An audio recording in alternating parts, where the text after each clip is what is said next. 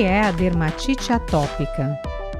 Então, a dermatite atópica é uma doença inflamatória crônica da pele que tem episódios recorrentes de vermelhidão, ressecamento e muita coceira na pele.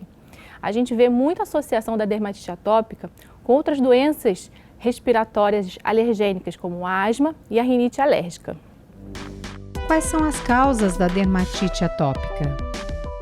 A dermatite atópica tem um caráter genético, né? Então a gente vê é muito comum uma história presente na família desses pacientes já de uma dermatite atópica, já de um parente já que tem um caso na família. Mas a gente sabe que também tem outras causas. A gente vê que nesse doente tem uma alteração na barreira cutânea dessa pele. O que significa barreira cutânea? A barreira cutânea é uma proteção que se dá na pele para evitar a penetração de produtos alergênicos, irritativos e micro-organismos. Eu faço uma analogia até da barreira cutânea como se fosse um muro de tijolos, onde a gente precisa de um tijolinho em cima do outro, do lado do outro, e o cimento para grudar esse tijolo. Na dermatite, a gente tem uma ausência desse cimento, então ela fica com uma barreira cutânea não tão íntegra e ela é mais fácil de penetrar essas substâncias alergênicas. E além disso, essa pele tem uma imunidade não tão apta para poder combater esses alergênicos que entram. Então ela fica mais suscetível a vermelhidão, coceira, irritação de modo geral. Quais são os sintomas da dermatite atópica? Então a dermatite, o sintoma principal da dermatite atópica é a coceira. A gente vê a coceira em todas as fases da doença. Na fase aguda, principalmente a gente vê muita vermelhidão e uma lesão mais úmida e secretiva, com muita água. E depois elas vão se formando em crostas. Já na fase mais crônica, a lesão tende a ser mais ressecada, tende a ser mais áspera. E a gente vê também alguns outros sinais que são comuns nesses pacientes. Umas bolinhas nos braços, escurecimento em volta dos olhos pelo ato de coçar muito, às vezes fica áspero também. Às vezes a gente também percebe manchas esbranquiçadas no rosto, muito comum em criança, na pele do corpo também, que também aparece mais, fica mais evidente quando a criança se expõe ao sol. Então a gente vê que são sinais bem comuns da doença. A dermatite atópica pode ser confundida com outras doenças? É muito comum os pacientes se confundirem com uma micose, que denomina ou aquele pano branco, ou uma micose frequente. E aí a gente às vezes precisa realmente de fazer alguns exames laboratoriais, alguns testes de raspagem para poder diferenciar a doença. Quais partes do corpo são mais afetadas pela dermatite atópica? Então, na primeira fase, que é muito comum na criança, no primeiro ano de vida da criança, ela é muito comum o aparecimento nas bochechas, na face extensora dos membros, então fica mais nas áreas externas do membro e no tronco. Já nas crianças maiores e nos adultos, elas ficam localizadas mais nas dobras. E aí são mais nas dobras dos cotovelos, atrás dos joelhos, atrás das orelhas. A dermatite atópica é uma doença contagiosa? Ela não é contagiosa.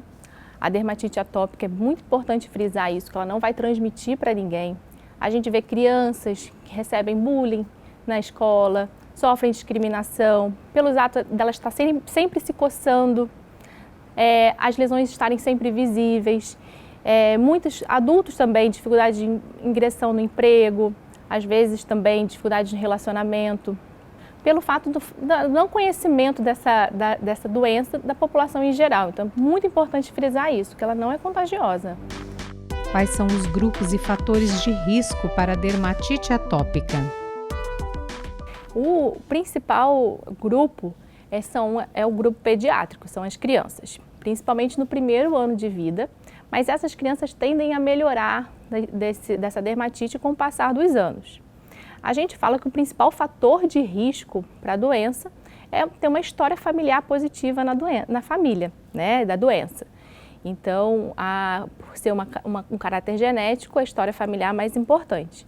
Mas a gente tem fatores que servem de gatilho que servem para desencadear uma crise em quem já tem essa predisposição genética, que é o estresse, frio, fumaça de cigarro, poeira de modo geral, pólen, que leva às alergias, tecidos sintéticos, infecções de pele, garganta, produtos alergênicos irritativos na pele, tudo isso pode desencadear uma crise, né? Quais são as possíveis complicações da dermatite atópica? Então, a principal complicação que a gente mais vê na dermatite atópica é a infecção bacteriana, principalmente pelos Staphylococcus aureus, que é um micro-organismo muito presente naquela pele.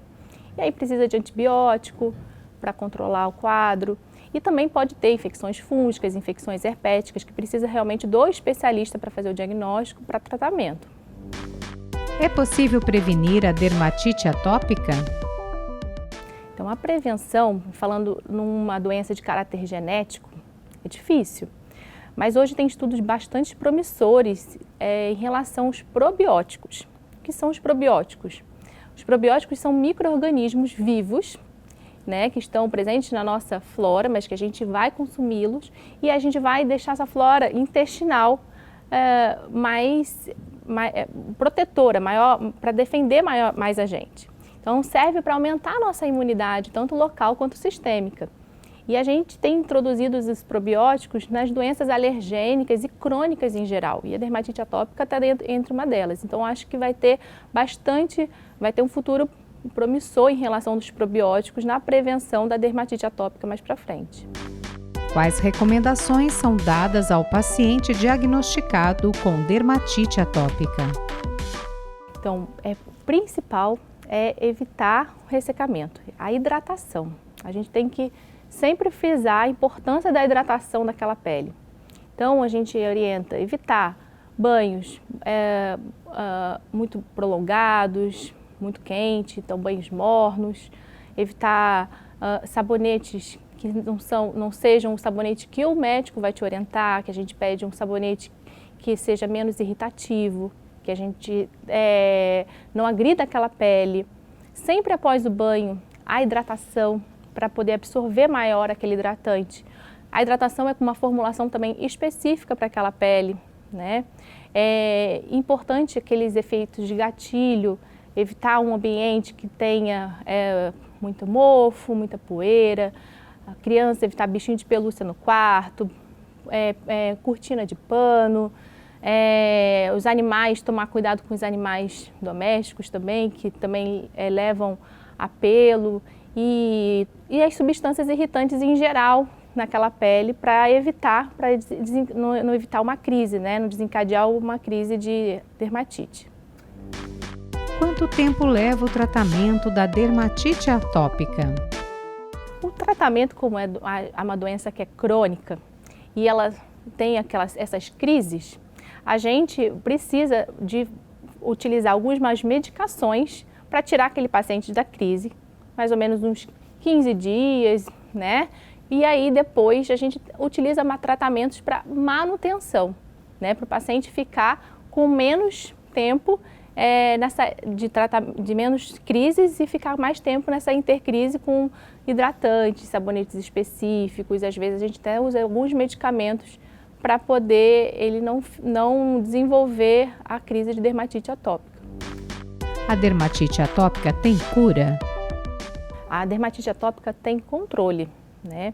A gente quando fala em controle, a gente tentar melhorar, controlar a inflamação, controlar e melhorar a qualidade de vida em relação à coceira, ao prurido, né? E sempre melhorar a hidratação. A gente utiliza nos tratamentos os tratamentos vão desde os sabonetes, que são sabonetes com pH semelhante ao pH da pele daquele paciente, que seria um sabonete Sindet. A gente utiliza hidratações com formulações específicas, hidratantes, também fazem parte do tratamento.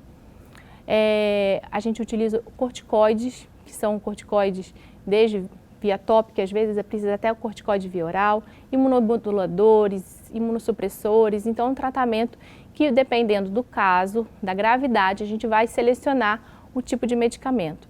Mas é importante salientar o corticoide, que muitas vezes a gente utiliza, a gente vê muitos pacientes ditando o corticoide como se apenas uma pomadinha, e ele é uma medicação de prescrição médica. Então, quando o paciente chega e está fazendo uso apenas daquela pomadinha, ela está cheia de efeitos colaterais naquela pele, estrias, vasinhos, atrofia naquela pele, pelo uso inadequado do corticoide. Então, é importante apenas utilizar o corticoide, que é uma medicação, sob a prescrição médica, pela orientação médica.